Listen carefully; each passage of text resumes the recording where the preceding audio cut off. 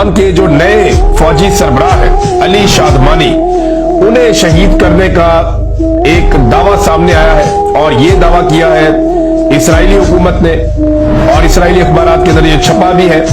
वो ये कह रहे हैं कि ईरान के जो नए फौजी सरबराह है, जो बहुत इंपॉर्टेंट आदमी है अली शादमानी, उन्हें कत्ल कर दिया है ईरान की जानिब से। और जो इतला की तफसीलात हैं वो ये कहते हैं कि शादमानी ईरान के सबसे सीनियर कमांडर और रहबर आला आयतुल्लाह खामनाई के करीबी तरीन साथी थे। इस्राएली फौज के मुताबिक शादमानी को खातमुल अंबिया सेंट्रल हेडक्वार्टर के सरबराह के तौर पर हाल ही में तैनात किया गया था।